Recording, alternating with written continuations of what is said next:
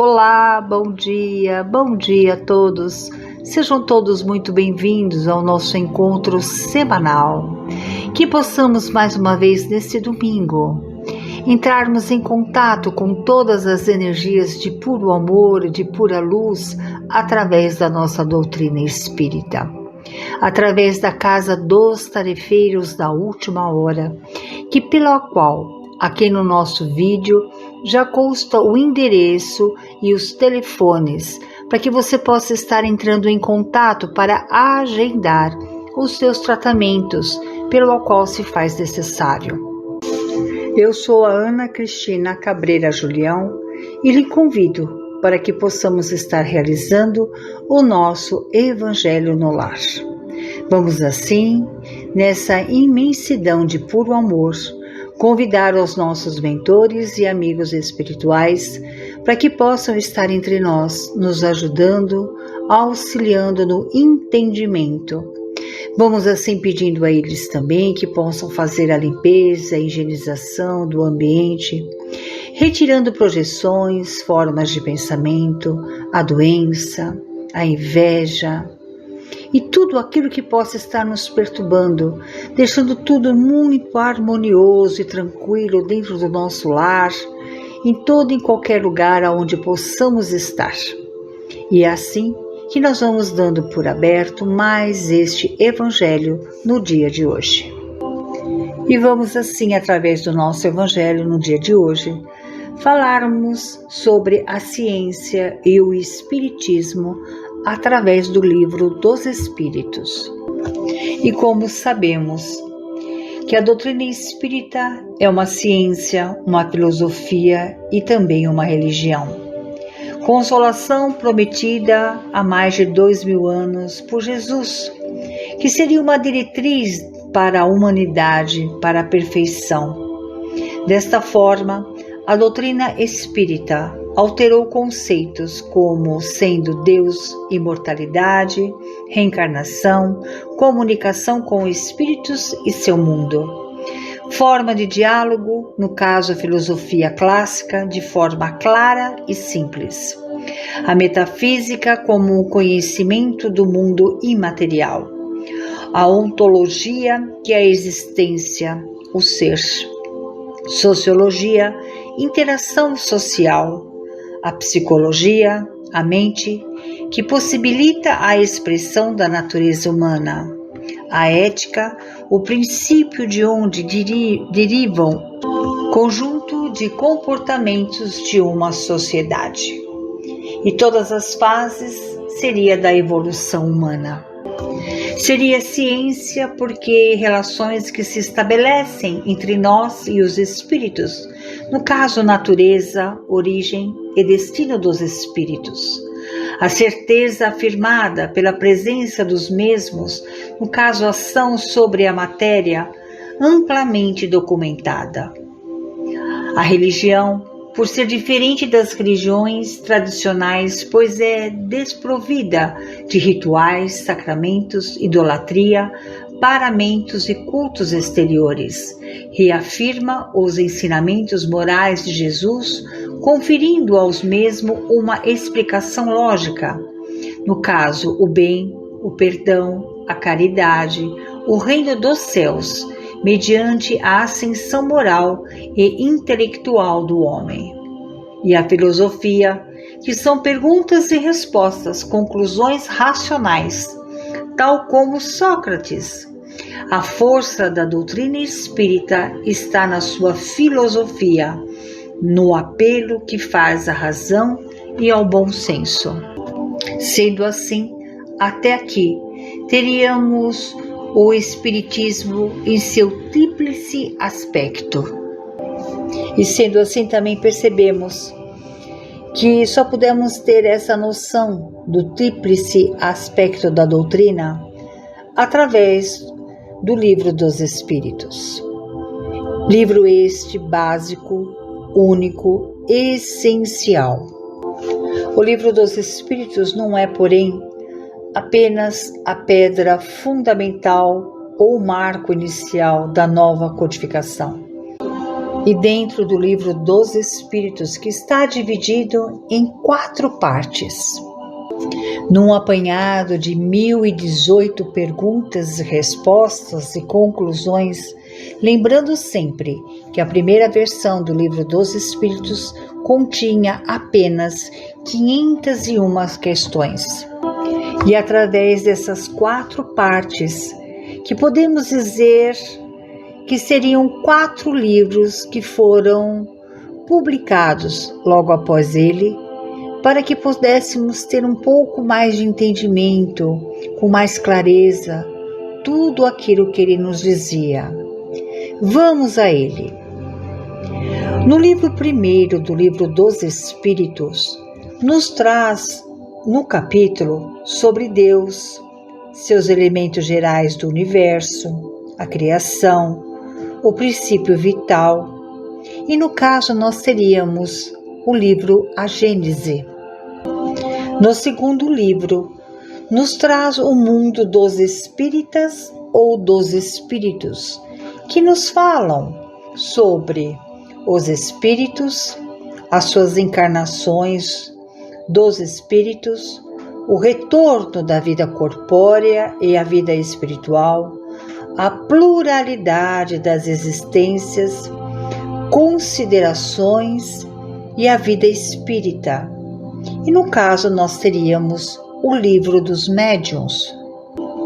No 3º livro, ou na 3ª parte, teríamos as leis morais, que fala sobre a lei divina ou natural, lei da adoração, lei do trabalho, lei da reprodução, lei da conservação, lei da destruição. E no caso nós teríamos o Evangelho segundo o Espiritismo. Na 4ª parte, ou no livro 4, falamos sobre esperanças e consolações, que falamos apenas sobre penas de gozos terrenos e penas e gozos futuros, e no caso aí teríamos o livro O Céu e o Inferno. E entrando um pouquinho mais no mérito, essa codificação se apresenta, pois, como um todo e consequente. À luz desse estudo, caem por terra as tentativas de separar de um ou outro livro do bloco da codificação, como possível expressão de uma forma diferente de pensamento. E nota-se que as ligações aqui assinaladas de maneira apenas formal podem e devem ser esclarecidas em profundidade por um estudo minucioso do conteúdo das diversas partes de O Livro dos Espíritos, em confronto com os demais livros. E num estudo mais amplo e profundo, seria possível mostrar-se o desenvolvimento de certos temas que apenas colocadas pelo Livro dos Espíritos vai ter a sua solução em obras posteriores. É o que se verifica, por exemplo, com as ligações do cristianismo e o espiritismo, que se definem completamente em o Evangelho, ou com o entendimento controvertido da origem do homem, que vai ter a sua explicação definitiva em A Gênese, ou ainda com as questões mediúnicas solucionadas no Livro dos Médiuns, e as teologias e espiritualistas no Céu e o Inferno. Vale sempre salientar que o livro Obras Póstumas de Allan Kardec representa, vamos dizer assim, escritas, anotações, testamentos, que foram uma forma para que a Kardec pudesse elaborar a história do Espiritismo. Portanto, dentro da codificação espírita, ele existe sim, mas ele não faz parte da codificação em si, pois ali está o rascunho de toda uma obra, que, como o próprio Kardec sempre dizia, que o Livro dos Espíritos é didático, A obra não foi escrita por ele, mas elaborada pelas respostas dos Espíritos às suas perguntas.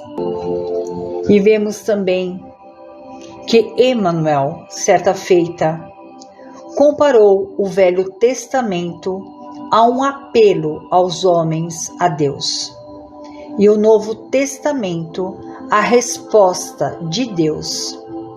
Aceitando assim, podemos dizer que o Livro dos Espíritos é a síntese desse diálogo, é o momento em que o apelo e a resposta se fundem na compreensão espiritual, abrindo caminho a uma nova fase da vida terrena. Acrescentamos também que a perseverança e a seriedade, que o estudo de uma doutrina como a espírita, que nos lança de súbito numa ordem de coisas tão novas e grandes, não pode ser feito proveitosamente senão por homens sérios, perseverantes, isentos de prevenções animadas, de uma firme e sincera vontade de chegar a um resultado.